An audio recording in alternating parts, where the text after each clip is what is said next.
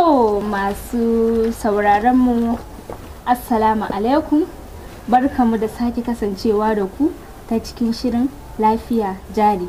So a yau muna tare da babban bako zai mana ƙarin bayani akan dangane da cutar nan da take damun mu mai suna tarin fuka.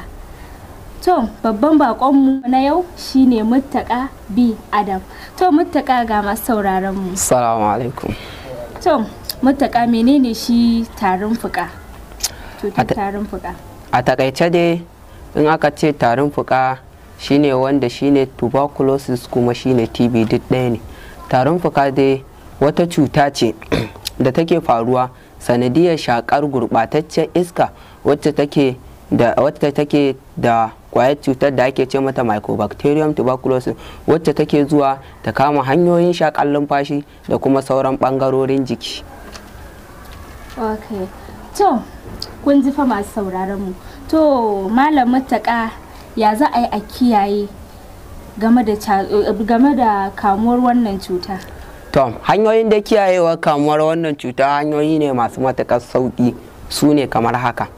Wanda ya zama ya kamu da wannan cuta a yayin da yake tari ya zama dole ya samu hankici, amma ba hankici ya samu ko ɗan riga shi ne a lokacin da yake tari ya haka, in ya so sai ya tarin a ciki, in ya so kin ga ya kawar da yaduwarta tunda ita wannan kwayar cutar iska take bi.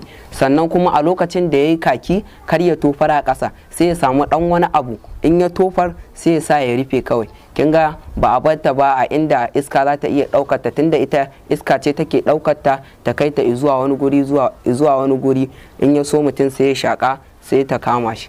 Wannan shine. To kun ji masu sauraro. To Malam Muttaka, ko za ka sake mana takaitaccen bayani game da illolin wannan cutar? Wannan dai cuta tana da muhimman illoli kamar haka.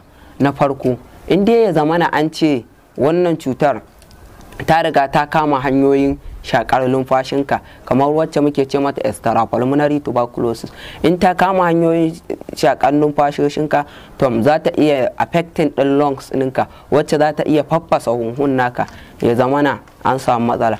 In kuma ya zamana extrapulmonary tuberculosis ce, za ta iya zuwa ta kama ƙashinka, ko kuma ta kama hantarka, ko kuma ta kama kidini ɗinka, ko kuma ma ta kama ƙwaƙwalwarka, wacce muke ce mata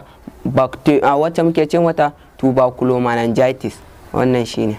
Ok, to kun ji fa masu sauraron mu, ko za ka sake mana ƙarin bayani game da idan ka kamu da wannan cutar, ya za a yi ka gane ka kamu da ita wannan asalin cutar? Ta yacce za ka gane ka kamu da wannan cutar shine hanyoyi ne kamar haka. Akwai tari tsawon sati 2 ko kuma fiye da haka, sannan akwai zazzabi, akwai ciwon kai, akwai rashin jin daɗin abinci, sannan kuma akwai zufa da daddare, wani ma har ki riga ce tana jikewa tsabar zufa.